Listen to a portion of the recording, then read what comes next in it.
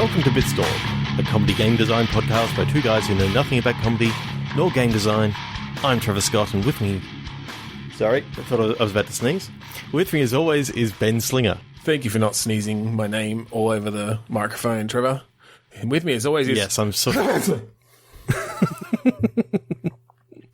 Welcome, folks. Thanks for listening to episode 115 of Bitstorm. 115. I think we're just going to jump right into some click pitch, shall we? Click pitch! Click pitch, which is a game where we each have a word and rand generator in front of us. And on the count of... I'm not even going to go back. And on the count of 3, 2, 1, click. We click refresh, get a new word, and slot those words together like an amazingly difficult two-piece puzzle and make a game picture in your mind. And then we take it apart, throw it in the puzzle grinder, and do a new one. So... Grind, baby. Grind that puzzle down for my puzzle bread. Good. 3, 2, 1, click. Interrogation. Maker. An interrogation maker. I'm seeing this as like an L.A. Noire style interrogation sort of game with some like... I'm trying to think exactly what it would be. It's like vignettes that sort of go down into like you play the outcome of the questions. Now, oh, okay, I see. So that it's more of like a narrative framing device, and a narrative framing device. Mm-hmm. Now, rather than it being an interrogation maker, you're interrogating the maker, not just a yes. maker, the maker, like God, the maker. Well, this guy thinks himself as God, and you know some of the questions are posed as that. But I'm thinking that maybe it's just a serial killer who just called himself the Maker, and that's like the twist. Right, a serial killer. Okay, I mean he's got to be in your interrogation room for a reason. Yeah.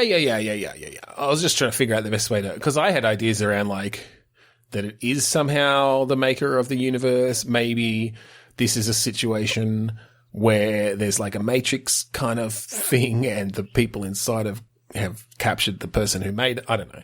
But sure, we can just go with the guy who kills people. Yeah, so I'm liking the idea of being able to ask these questions, and it sort of goes to almost like early on you can maybe go to like stories from the Bible and stuff like that. So you play out like something that happens in like the Garden of Eden or something that happens in Genesis, and then as it goes on. Okay. I'm thinking this guy could be a little bit crazy, and so he's telling these so you're not just playing out things that have actually happened in the past. You're playing out like his weird stories, his delusions and things. Yeah. Okay. Interesting. Are we trying to mislead the player into thinking this is God? I think so. I think that's why it'd be perfect to have some recognizable things at the start. Okay.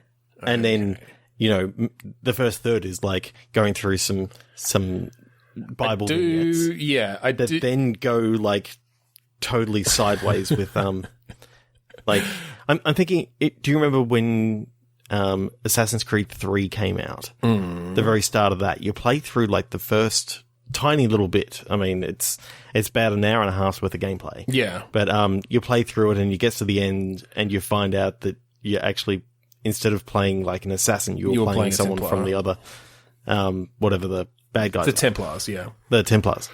I like that idea of, you know, it seems kind of normal as, you know, this guy who's just interrogating the Maker, you know, it's almost as if he's been given the chance to ask God all these questions.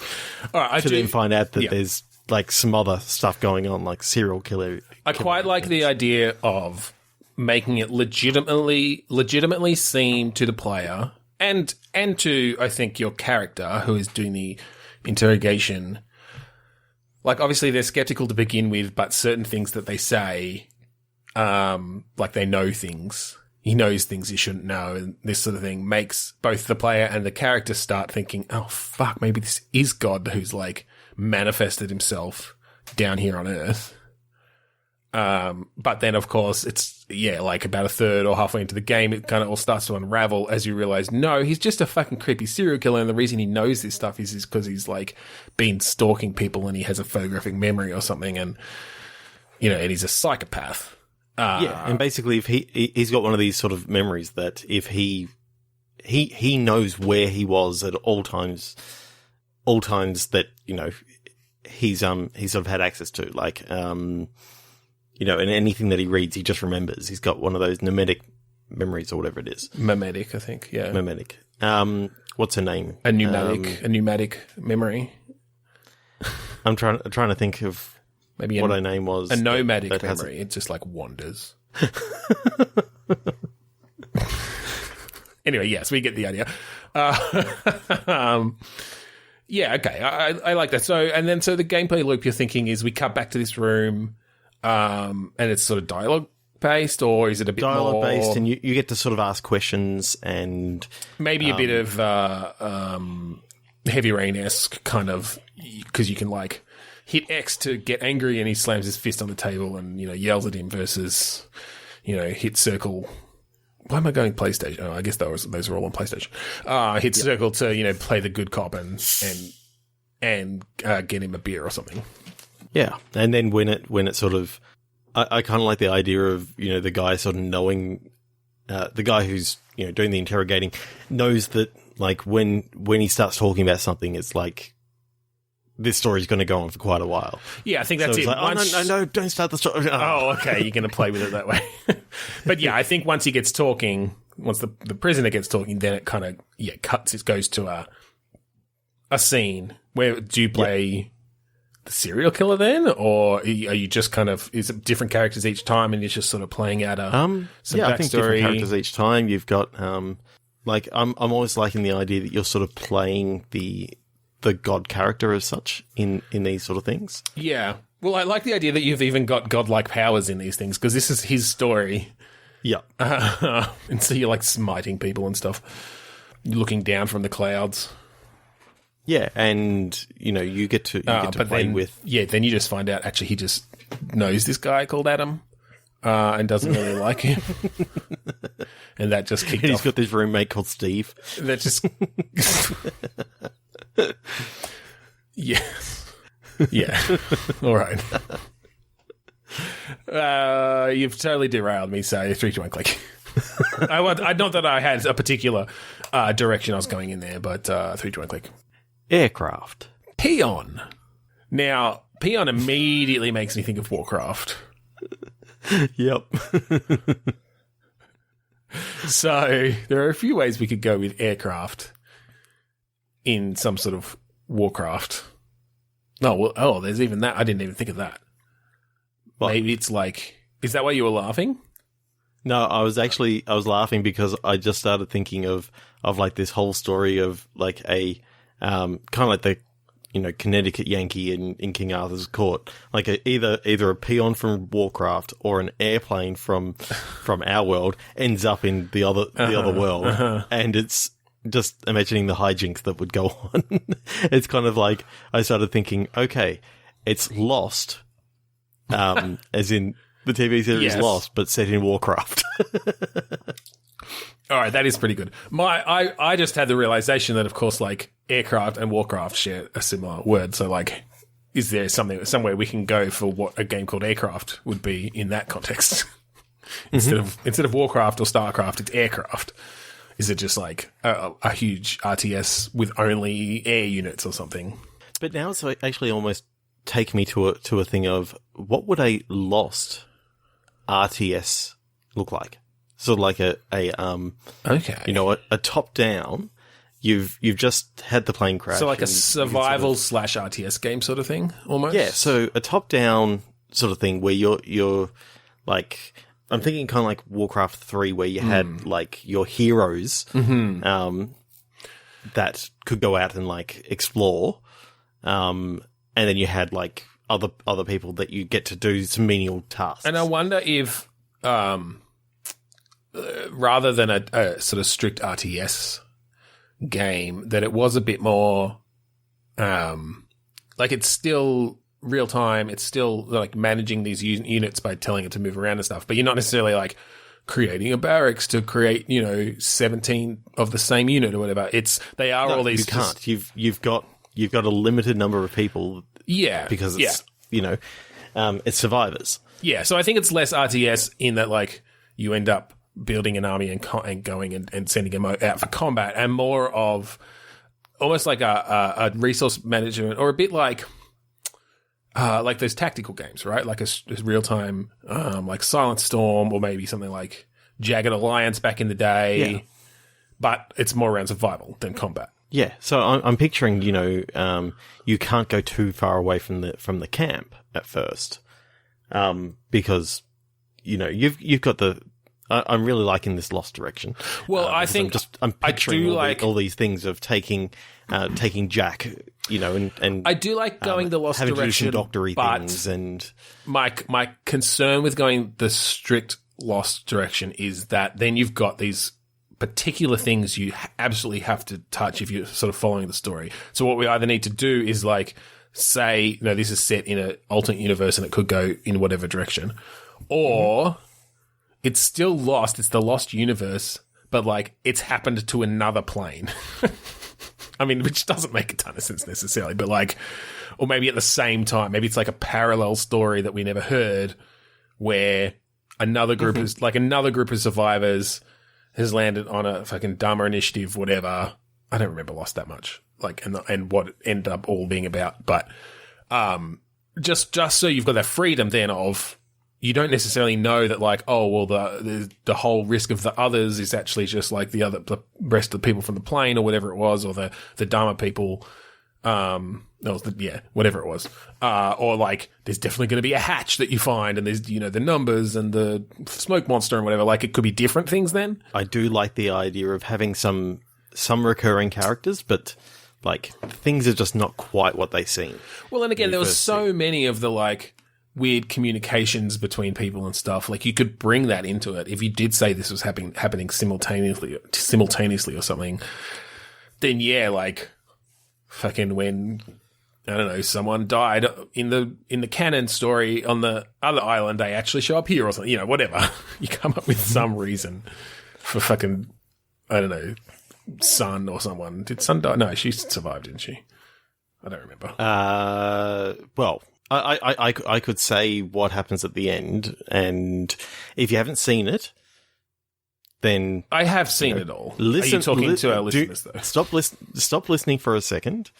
When you get to the end of the story, at some stage throughout the story, by the end of the series, everyone has died. Right, that's right. Yeah, okay. Because the final series is talking about how when people died, they went to this like limbo that was again the island, but it was just because this was a big point in their life.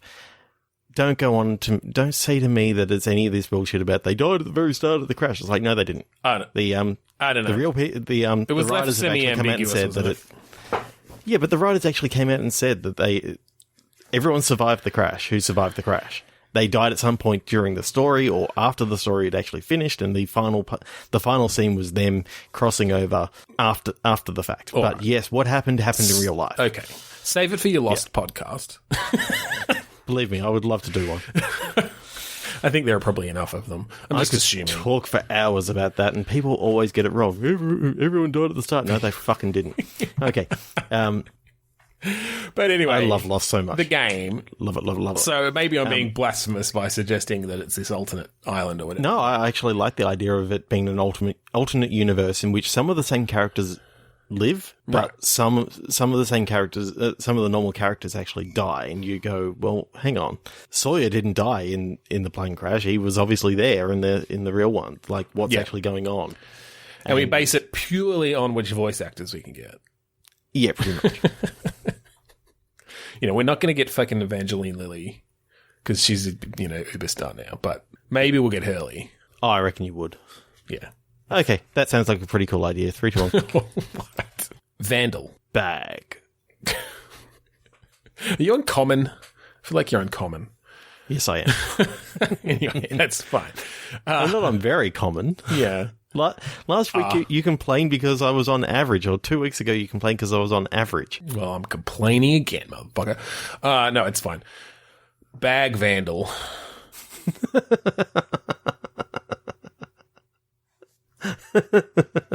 What? You said Bag Vandal, and then I started thinking. My mind just went on like this rather large sort of word association thing. Okay. So I heard bag, vandal, vandal bag, Randall bag, Randall flag, and I'm like, I got to the. So now we're doing a Stephen King again. God, I mean everything follows the beam. You know, everything connects to the tower. No, I think. Have you watched the Netflix series American Vandal?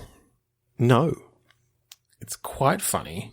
It's a mockumentary in the style of like I think because I haven't watched it, but like Making a Murderer and these sorts of things, where it's it's this mockumentary where this crime has occurred, and in the first season, it's that someone has drawn a bunch of dicks on all the teachers' cars in this high school.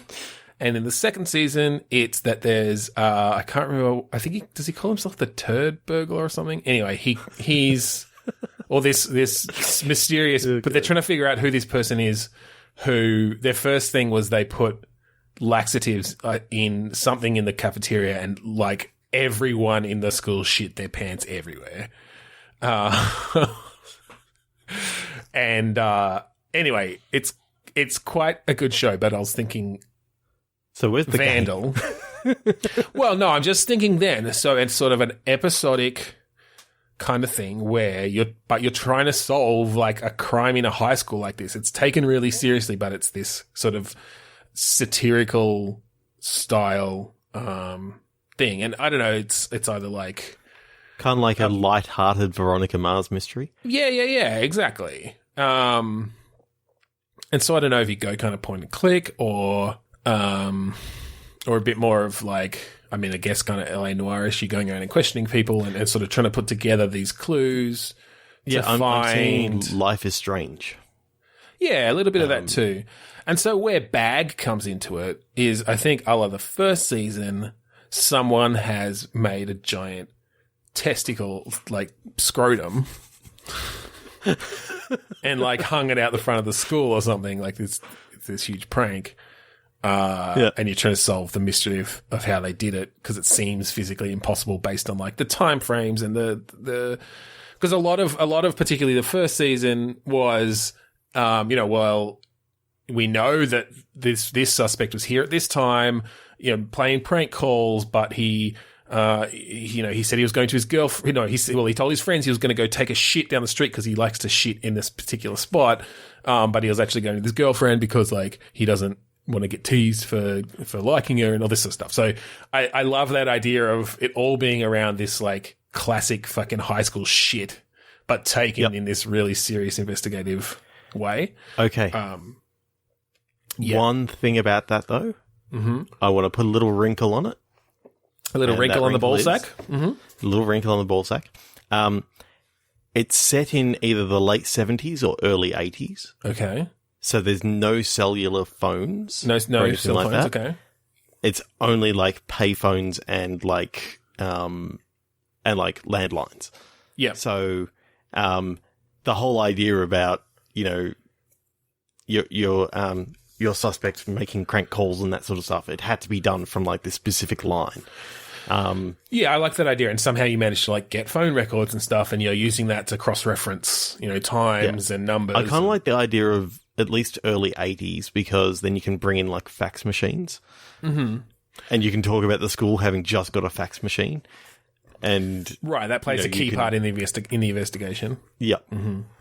I just like the idea of bringing in this whole technology of like. Oh well, I like the idea that maybe as the investigation goes on, the fax machine kind of becomes, a key part of it, and like halfway through the case, the fax machine starts up and just starts printing out tons of testicles, pictures of testicles. It's like you're being teased, taunted by this ball hanger. Mm-hmm. But then that means, they need access to a fax machine, right? Oh, God. Like, that's a clue then. Okay, he's technologically savvy enough to have used a fax machine. Yeah, like, can we find out everyone in the school who has fax machines? But then, like, the huge break in the case is, it turns out the AV room has a separate phone line or something. And they were able to, and they actually just hooked it up via a modem. Like, it is some super techie nerd kid, and it's seriously like they hooked it up with one of those old modems where you put the fucking handset on the. Yeah, I love it. I just love the idea of, like, the way that you search stuff out is you ring up you plug into your computer at home and dial into, like, a BBS, and then you're like searching the BBS for, like, some information is very slowly coming down onto the screen and all this sort of stuff. Yeah, I like that a lot. And look, I like the idea of it being in this mockumentary style as well still, because, again, a big part of, and I don't know if we obviously go full out and call this an American Vandal game in the same way that the series were, but a big part of it is kind of the banter and the relationship between the two guys who are making the film, because, like, they're high school students as well. And so that could be really interesting that, like, as you're sitting there waiting for this BBS to friggin' download, I don't know, phone records that some mysterious figure is sending you, there's, like, chat going on, there's banter back and forth, or there's, like, a dialogue tree or something where you're So who are you seeing as the main character? Well, look, I think along the lines, again, of the series, you play another student who, for their film class or whatever, has decided to take on this case as a documentary subject to try to solve it. What could be interesting in this case is if the perpetrator is actually ends up being your partner. And your partner is really the cameraman. Fuck things around. Yeah, maybe, yeah. What I like about this is you can actually have, like, an unreliable camera. So your view to the world is through the camera. Yeah. But you control, like, the person on screen. Yeah. So the idea of, as you go to turn a corner, the camera sort of doesn't lag realize behind. you turned, and then gradually catches up, sort of thing. So you could have some really good moments where something happens to you off camera, but, like, there's a good narrative reason for that, right? Yeah, and you're having to like do almost like a conversation sort of dialogue thing, and the camera's, like, laying on the ground or something like that, and all you see is, like, the feet a lot of that people. found footage stuff. Yeah. That's cool. And also, I like the idea of exploring the character of the cameraman by the fact that he, like, zooms in on that girl's butt, or like gets distracted by something and starts filming something over there while you're trying to, hold an interview. I'm picturing you've got, like, that relation, that character, and he just pans across and you see a dog, like, taking a shit on the lawn. Yeah, exactly. And look, given that if we're going to go down the route that this guy is the person who did it, or at least could be a red herring. Yeah, maybe. Yeah, I like. Obviously, there's the big twist of, oh my god, it's your buddy, but yeah, you either turn it back around and realize, oh wait, no, they were just, I don't know, they were lying to cover up someone else, or they just thought that dick and balls were funny. That was the only evidence that you had. That was the only evidence, yeah.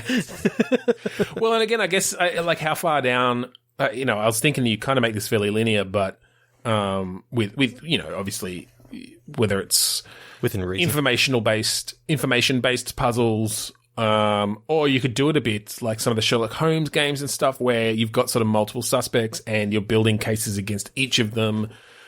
And at any point, maybe, or after a certain, after you've got certain pieces of evidence, you can just accuse someone, based on what you've got. And what actually happens is at the end of each day, you go to the principal's office and you have a debrief as to what you learned for the day. Yep. And at that point, you can sort of do almost, I'm thinking a Laura Bow sort of thing where you could actually say, this is who you think right. Who's your main suspect at the moment. Yep. And, and then you can give your reasons as to why you think that. And, yeah, that'd be cool for sure. I think that if you actually manage to sort of, especially if this was in like an early access sort of thing, you could actually see at the end of each day, okay, these people thought oh, you do it as like an ongoing thing. I mean, even if you just did it in a Telltale style episodic, release them once every month or something, or 2 months, where you can alter things based on people's the majority of responses, and you can think about, okay, next time let's not be so like right out there about this thing because they guessed straight away that it was the cameraman. Yeah, and so you change it. You'd have to really have some good plans, story planning going on to be able to change it on the fly, but definitely as like event-based gaming, in that, being part of that would be so interesting. Especially if you manage to do, like, I've been watching Veronica Mars a bit lately, because my wife has never actually seen it. And we're over halfway through the 3rd season, and just the idea of having like maybe a season-long arc. So your season is, say, 6 episodes. Well, you have many things that you're doing in each one, but you introduce the at the end of the first episode, you introduce the main case.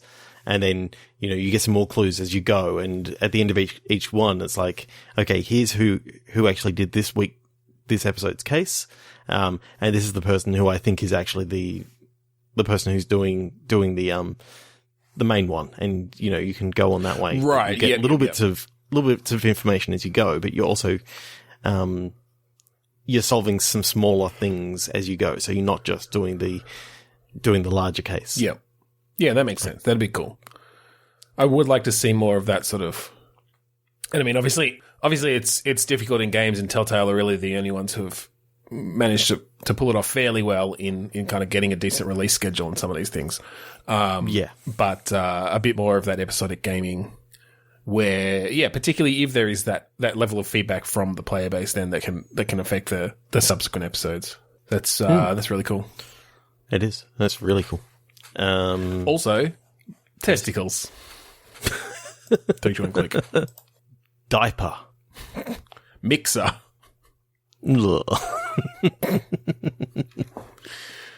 This, maybe for Mixer we go as like party where you meet people. But it's for babies. And this is like a Boss Baby-esque situation. I feel like there's something more interesting in a mechanical way here than narrative. Babies meeting each other, or a lot of babies in one space, bumping into each other, knocking things over. I don't know. Okay, so it's a game that has like heavy ragdoll physics, kind of like Gang Beasts in the way that you knock into someone and they just splay out. Yeah, just very physical based movement. Yep. Yeah. I like the idea of having to sort of like try and keep yourself steady by, almost holding a manual meter sort of thing, up as you're going. You sort of. Well, I think even better, you just have to base it on your body, like that. You see you're leaning in one direction, you have to counteract that, compensate. So this is a Kinect game, or no? I was just thinking with the controller, but I don't know. Maybe between the 2 thumbsticks, you've got kind of your main movement direction and then your kind of balance. Your balance direction. So it's all about the fact that your head is too heavy for your body, basically, as a baby. As babies are, like, you're unsteady on your feet. Yep. And then, could we make it like an Olympics game? Like in the style of like Caveman Olympics. Oh, God. Where you've just got all these events, but it's all about like having to balance yourself and fight with these physical based controls of these babies that can only just learned to walk and are somehow now competing in the Bub Olympics. The Bub Olympics. I'm pretty sure the Olympic Committee have actually got like a kibosh on anything that ends in Olympics. Find the Olymp bubs. The bub games. Or baby games. Baby fights. Baby on baby. So yeah, what sort of events would we have? Obviously there's just the sort of like hurdles racing. After you do where you after got to go jump, under the hurdles. No, you have to jump over. They're pretty low, but like as you land, it's a real trick to kind of balancing yourself back up so you can keep going without just tumbling. Mm-hmm. You've got you got the shot put that you're throwing like a soiled diaper. Yep. It's definitely that makes sense. Get it as far Either away shot from you put as or possible. hammer throw. Well, hammer throw is more of a rattle because it's got that like ring to grab onto. Yeah, I know. If you grab the grip tabs of a nappy, then you can get a lot of momentum. God. Of the idea that if you don't throw it soon enough, or if you do it wrong, like it bounces off It goes can into bounce the off the cage. ground. Well, it opens, right? Like if this is a shitty nappy and it hasn't, like the tabs come off after you've kind of wrapped it closed. Because I mean, it's got to have something in it for it to be even heavy enough. It's got to either be soaked, like full, sagging with urine. Or it's got to have a healthy turd in there. A healthy turd. Yeah, well, it can't be too anemic. It's not going to get the centrifugal force going. It's gone downhill so fucking fast. We probably shouldn't have swimming because drowning babies is not a good sign. It's not a good look. Oh, God. I don't know. Any of the equestrian-based... I'm just picturing trampled babies now. Don't do that. No, I like the idea of it being like almost like your decathlon based sort of thing. So you got like Okay, so you got like multiple the long events. jump. You've got a long jump could actually be quite hard. A high jump. Yeah, for sure. Again, well, just Pole vault. general gymnastic kind of stuff would definitely be interesting. Mm-hmm. I'm just looking at the Olympic sports. Apparently, skateboarding is a new one Oh, that God. they're bringing into the 2020 Olympics. Weightlifting, definitely. Again, diaper based. Two divers hanging off the end. Yeah, and yeah. You really don't want to get the balance wrong on that one because it's like the diver's going to start straight coming down into it. towards you. Yeah, exactly. I probably shouldn't give him a gun, so none of the shooting events. Although baby archery. Archery. I could see archery working. Yeah. So, yeah, just in general, babies doing sports and having to kind of keep their heads off the ground. And when you get to the end, then you get to go to the mixer and see all the other babies that you were going up against. Yeah, well, no, I think just if you lose, you go to the mixer and it's a fight to the death. 3, 2, 1, click. Affirmation. Profiteer. Oh, I feel like if we go narrative, my first thought was one of these fucking like self-help gurus, right? Profiteering on feel-good, useless affirmations where they they've written a book that's like feeling good the feel-good way or something ridiculous. And his name's Frank Feelgood because he changed it legally.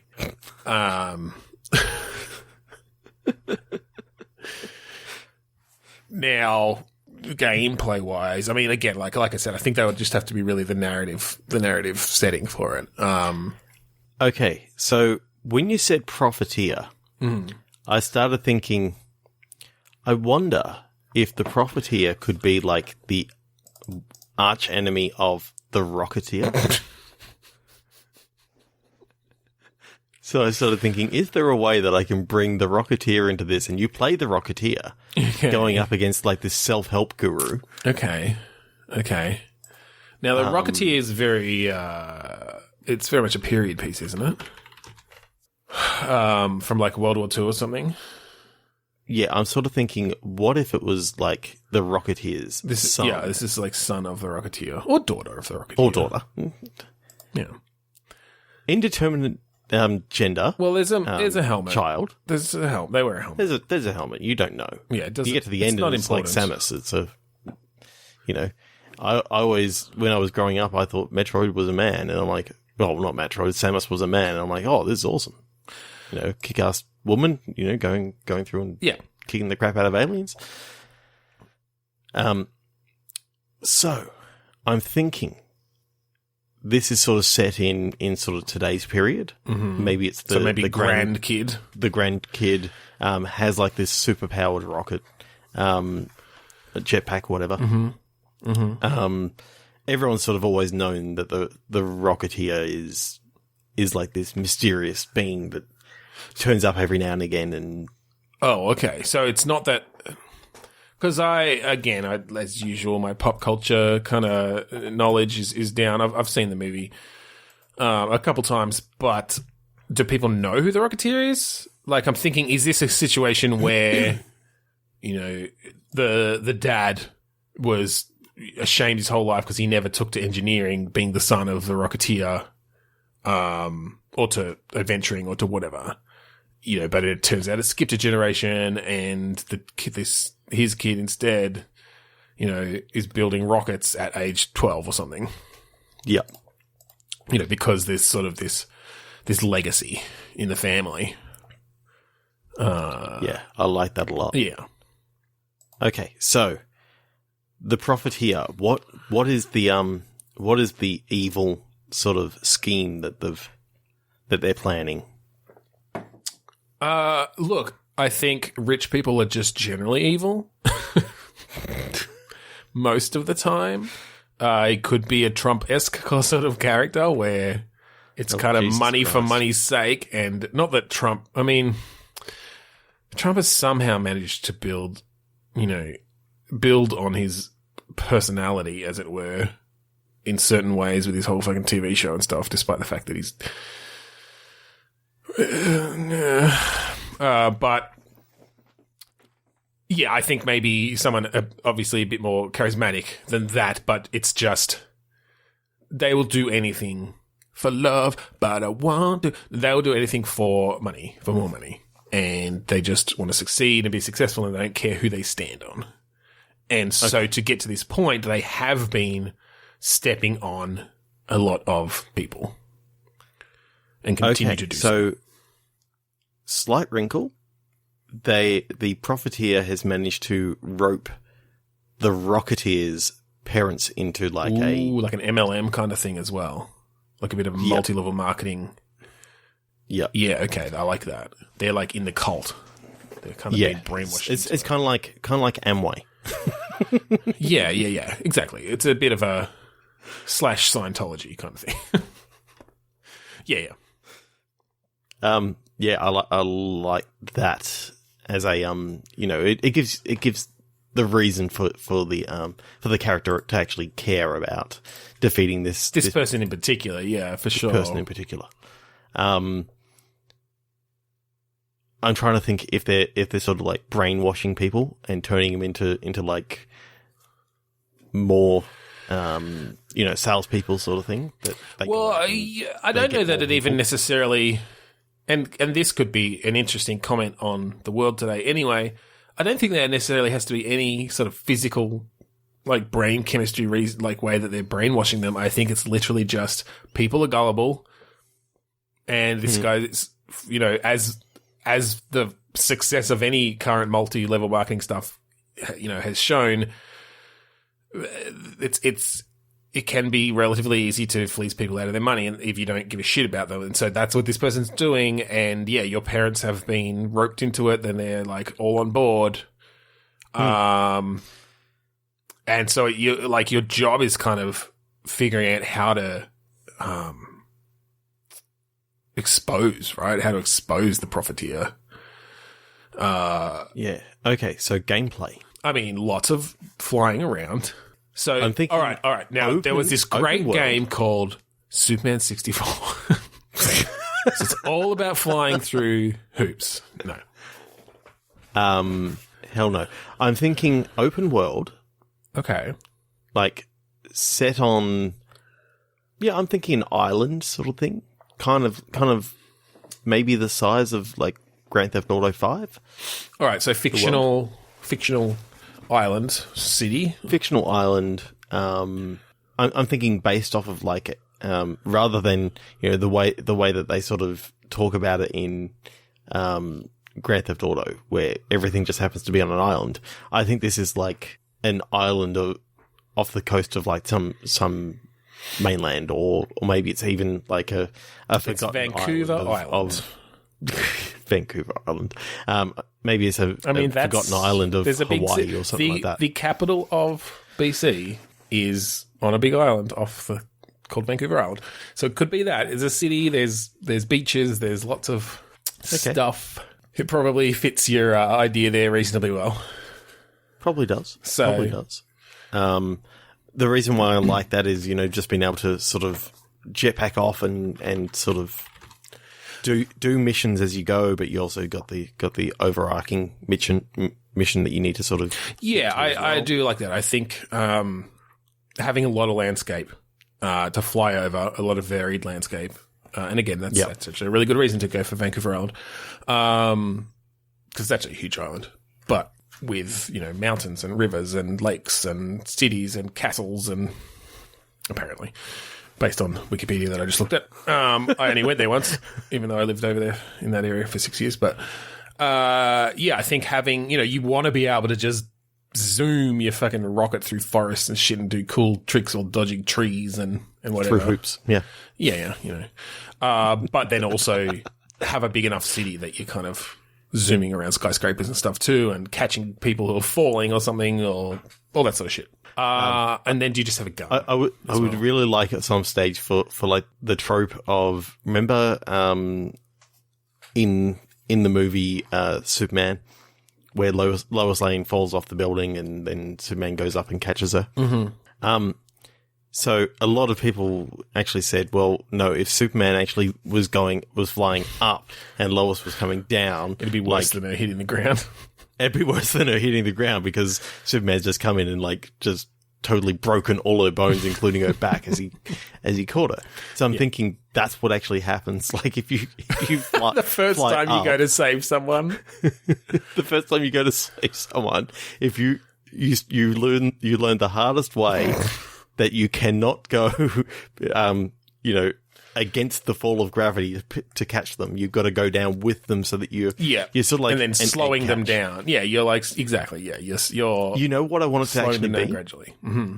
You see a vignette of this character in high school with their science teacher talking about, if you don't have soft hands catching this egg, you're going to get egg all over your hands. And so you go doing it and you just grab it out of the air and it's like, you got egg all over your hands. And you see someone else and they just sort of slowly, just sort of take it in. Yeah. And it's like, that's how you catch someone. And then so it cuts to the future, it cuts to the present, and like someone's falling, and if you zoom up to catch them, then right before that you catch them, it cuts back to that scene and you just see the egg get crushed again. And it's like, nope, didn't you learn anything? Do it again. Oh, God. That's crazy. 3, 2, 1, click. Boar. Cadet. Now, I got boar as in the animal. So I'm thinking do we go anthropomorphic and have this be some sort of boot cadet camp? in like some sort of armed forces. Yeah. Or hoofed forces, as it may be. I know that's not the type of armed tusked forces. Yeah. Oh, I like Tusk Force. That's cool. That's a really cool name. Join the Special Tusk Force. Tusk Force. Yeah, okay. So this is you're joining Tusk Force. This is like special unit of boars. Is this a world? No. Any animal it's has any animal that tusks. So it's fucking elephants, boars, walruses, saber-toothed tigers. Yep. Because they're not extinct in this world, just so we've got another. Well, that's it's probably a team of 4. So, yep. So you've got a walrus, a boar, an elephant, and a saber-toothed tiger. Tusk Force. I mean, need we say more? And for some reason, the elephant is like the stealth the stealth expert. Master of disguise. Disguises himself as a balloon, a fucking blimp, or a statue of an elephant. Those are the two things. It's only those. I just love the idea that I'm sort of getting this idea that this Tusk Force thing is sort of set in like this alternate 1960s vibe, and it's basically what's it called? Commandos. No, I'm thinking No One Lives Forever. It was a Sierra game. No One Lives Forever. Yeah, okay. Nolf. So it's got that comedic thing. I mean, it has to if you So you sneak into a room and it's like your task is to find the elephant as quickly as possible, and you go in and you can't see it anywhere, and then as you go out, it's like, look, it was hiding behind the lampshade that entire time. You just see like the wallpaper shift and move behind and turn around, and you see that the elephant's butt was just painted the same as the wallpaper. Yeah, something like that. So are you thinking it's first person shooter like that, or just the tone of that? The tone is definitely No One Lives Forever. Yeah. Probably closer to the first one than the second one. Yeah. Because the first one had so many fucking levels. Like, it was massive. Yeah. But also so funny all the way through. Perfect spy sort of thing. I like the idea of this Tusk Force being sort of having to go out and solve different mysteries as you know, not gunplay as such, but, you know, lots of... No, well, of again, so that's kind of why I went towards Commandos. Stealthy. Almost, where... Well, I guess you could go different ways, because, like, Commando style would be about synchronizing the different skills of these 4 Tusk Force members to get through missions, right? Take out bad guys, sneak into places, blow things up, whatever. Or you could go... sort of third person style, a bit more action based, and you can like choose to be one of the characters, or switch between them maybe for different skills at different times, or go multiplayer sort of stuff. I don't know. Yeah. Maybe we should figure out the skills and a bit more about the characters that they each bring. So let's go 2 female, 2 male. Yep. Elephant is stealth, obviously. Yes. Let's make that a guy, and his name is Sam Trunkley. Sam Trunkley. I like it. And then you've got the boar, and what's her skill? Is she like firepower? Well, or I like think explosives or something? Because quite often boars are seen as like super, super like dangerous animals. Mm-hmm. You know, they can very, very easily like gore Vidal. people and all this sort of stuff. The idea of them being like the tech or something? Not necessarily the tech, but like the muscle, as it were. Okay. She's the muscle. So just like strength, or is this like fighting, or? Yeah, strength and fighting, and basically if you need someone to go fuck shit up, she's your boar. All right. So in her name, Petra. Yeah. Okay. It's just Petra, like Madonna. Yep. Like it. All right. And then, the walrus will make a man as well.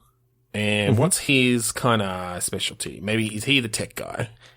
I think he's either the tech guy or he's like the commander. Like, I see a walrus as like the Well, I feel like there's got to like be a wise sort of. Well, yeah, no, I feel like they all got to be on equal stead within the team. Yep. So I'm thinking Kevin for the walrus's name. Okay. I'm picturing like this walrus in this white lab coat sort of thing coming up with tech now. Okay. So like chemistry sort of stuff, and also like electronics sort of stuff. Yeah. Obviously in the, you know, the 60s, relatively primitive, well, not primitive, but like just the technology of the time. All right. And then that leaves a saber-toothed tiger, and she, what's her speed? Well, I mean, she probably should be fast, but what's her kind of, I mean, charisma? Is she sort of talking her way through things? I'm sort of seeing suave, you know, got that sort of, can talk herself out of any situation. Yeah. Denise. Either that or Kimberly. Kimberly the saber-toothed tiger. Fine. Sounds good. I like the ideas. And so, yeah, you get these missions, you sort of... So we didn't really decide on the gameplay there. Okay, I think it has to be third person. Yeah. Do you play... I do like maybe it's a bit more... Not quite XCOM, but like that sort of thing where you're giving them commands as such. Yeah. So not full on commandos either, which is, well, I mean, I guess that's sort of the same thing.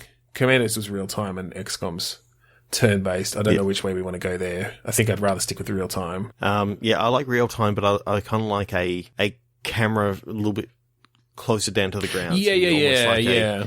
Think of it as though you're controlling a drone. So you can get in close down into the action. Yeah, well, and because maybe technically you are playing their commander, which, going off what I've seen, the only thing left for animals with tusks definitely has to be a narwhal.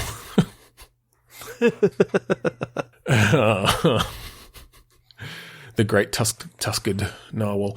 So you're saying the tusked narwhal is like the arch enemy of them. No. I think that's who's commanding them. Oh, that's who's commanding. Yeah, that's like the general or something. Okay. Or like the lead of Tusk Force. Cool.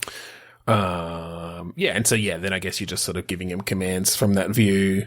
So narwhals have to be in water, don't they? I mean they're mammals. Because I'm just getting this. I mean, yes, but this great idea that they all go into the commander's office and there's just like this huge tank. Yeah, totally. Yeah, and the desk is actually in the water. He swims around and keeps bumping his giant tusk on the outside of the glass. It keeps cracking. It cracks every time they do it, and everyone's just like, "Is it going to break?" It's just really clumsy. Yeah, I just like this idea of like this aquatic commander who's basically got this huge tank of water as their office. Yeah, and so everyone else can't actually go in there, and they all sort of just. Well, there must be some sort of way for them to. Oh, I'm thinking that there's a big glass window. This big glass window, and it's an open top tank, so the boss can sort of come up and talk over the top, but then spending a lot of time at his desk, which is down actually within the tank. Yeah, there's a bit of a viewing area that everyone else can sort of talk to the commander. Basically, looks like SeaWorld. Yeah, pretty much. Okay, so. As they're going through these different things, you need some antagonists. So who are the tusks going up against? So are we going to go for a different group of animals in that way? I think so. So the bad guys are... I mean, there's got to be a reason why the Tusk Force gets called out. They're the. I mean, it could be like poachers often kill things for their tusks. There's been a long history of taking tusks from different creatures to use in alternative medicines and different things like that. You could be, is it there, like something around that? Or yeah, definitely could be. Dentists. Yeah, I was going there. Actually, it makes sense, doesn't it? I'm glad you brought up because I was trying to hold off. It was only last episode. I don't actually want to bring it back in like every episode, but I mean the Tusk Squad, like it kind of should be dentists. I know. It's kind of perfect. It's like the arch enemy is found out to be like a dentist, who's like collecting. Yeah, collecting tusks from other. Yep. From all their species, their families. So I think your main character that you're sort of playing is Petra, the boar. As in. She's the new one to the squad. She's actually replacing a previous. A previous another boar. Either another boar or another tusked animal. There's not many other ones left that I could find, unless we go for a mammoth. Yeah, already got an elephant. Close enough. Yeah. Yeah. So another boar. Maybe there was like a treaty that was signed by all these tusked animals saying that there has to be one of each. Yeah. At all times on Tusk Force, on Tusk Force to keep the balance, and all four main ones work together really well, and occasionally you need the water. Yeah, so sometimes the chief has to go out in the field. Yeah. The problem is you don't have air. You've got land. Oh, I see. Land. I mean, if the narwhal's good, they can, like, jump out of the water and spear things. Yeah. Or they're fucking, like, airplanes. Like, humans don't have air either. We have airplanes. So the arch enemy, this dentist, has literally out of the previous like boar that was on the team, ripped the tusks out, and left her for dead. Yep. Luckily, they did save her and have given her some prosthetics, some false tusks. But so she's like your mentor, basically taking you through the training at the start. Yep. And you see her there with these like awesome shiny metal tusks. Totally. Yes. Oh fuck! I want someone to draw that for me. That's awesome. And I'm picturing like the reflections coming off it, you know. Yeah. And Petra's like so engaged with them, you know. She just can't keep her eyes off them. She just loves the look of them and says, "When can I get my metal tusks?" And yeah, and it's this real mixed thing because they are fucking awesome, but it's only because, you know, she lost them in battle, and it's like someone saying, "Where can I get that awesome prosthetic leg?" That's, you know, got a fucking race. So, in other words, she gets really, really distraught.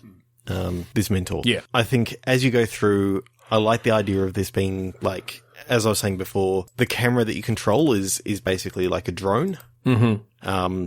So you can sort of fly it in and sort of see, okay, just over the wall here. Okay, they can jump over here. There's no one actually there. Ooh, yeah, I like the idea of being able to do the recon with that, but like certain areas you can't go because it'll get shot down or whatever. So you do have some surprises. You got jamming and that sort of stuff. So you have surprises as you go, but you can kind of scope out your initial kind of area. I think similar to Ghost Recon Wildlands, how you couldn't get too far away from the drone. So it can only go X number of meters past your last person. So it has to be within, say, 35 meters of one of your operatives. Well, yeah. Well, maybe it's literally the walrus, who's the tech guy. Okay. Yep. So in other words, you've got to be able to clear or see enough that, you know, that Petra can go and totally smash the shit out of all these guards. Yeah. So that's it. You got to protect your tech guy. What did we call him? Kevin, of course. You got to protect Kevin and get him close enough time so that you can get the drone to, you know, further away places. But yeah, he doesn't have much in the way of combat skills. Mm-hmm. Or you sneak, Trunksy Sam. You sneak Sam Trunksy. Trunkly. In to, you know, take some guards out silently. Is it all dentists again? Or like, no. I think, dental it just hygienists. so happens that the, I think it just so happens to be that like this rich overlord also practices a dentist. But he's got so he's got henchmen, but they're not necessarily dentists. I'm seeing some factory sort of settings. I'm seeing some jungle. He's got a secret hideout on an island somewhere. I'm sort of seeing this almost somewhat Metal Gear as well. Like if you know what I'm sort of talking about, that you got Metal Gear little bosses that you're going up against as you go. Yeah, like sub henchmen, like like lieutenants who are kind of have character. Are they animals too? Is this all animals? Is the dentist an animal? It's all anthropomorphic. It's all anthropomorphic. Is the dentist a human? No. Humans all died out. The dentist is a monkey. A monkey or an ape? Either. Okay. I can't like monkey because I kind of like the idea of them hanging from tail, from the prehensile tail. Yeah. Yeah. All right. I like that. Okay. This is a really cool game. I like the world we've kind of built here. That's cool. Yeah. We should come back to it sometime. And it's not just narrative, like there's actually some reason for it. Yeah. So, Special Tusk Force. Yeah, I like it. All right. I think we'll finish it up there. So thank you for joining us this week on Bitstorm. We should have mentioned it up front, but we are now part of the 8-Bit Collective. So if you want to find out a bit more about this wonderful network of podcasts, you can head to 8bit.net. Or follow We Are 8-Bit on Twitter. Or just search for hashtag 8-Bit Collective. That's it. Have a look at some of the other fantastic podcasts out there, like House of Mario, or The Hungry Gamers, or You Game Bro, or there's a lot of them. Go check them out. They're all awesome. Also go check out the Patreon. Definitely go check out the Patreon. Patreon.com/ It's going really, really well. I assume. We may eventually join it. We don't know yet. Just 6 podcasts on there at the moment, but they've just hit their first goal, so they're now going to be putting out 2 8-bit casts podcasts on that a month. Yes, every month. We will probably be on that podcast at some stage. I think we definitely will. And the first episode was quite fun to listen to. Valentine's Day episode. Hear a little bit about the love lives of a few of the 8-bit podcast hosts. Very good listen. And now, if you want to find us online, the best place to go for that is podchaser.com/bitstorm. You can find links to all of our stuff on there, our Facebook, our Twitter, our YouTube, and a few other things. Trevor? Yeah, I think you should also check out the AGPN. Some of our favourite podcasts from Australia and Australasia, really, have all come from there. We met the 8-bit guys from there. We met Reset from there. So check out the AGPN, the Australasian Gaming Podcast Network. Just search for the Australasian Gaming Podcast Network on Facebook, or AGP Network, or hashtag AGPN on Twitter. And finally, we'd like to thank us from Kuradust for the song Mount Defiance off of the album Containment Failure. That is it. So thank you again for joining us this week on Bitstorm. I'm Ben Slinger. I'm Trevor Scott. Tusk Force!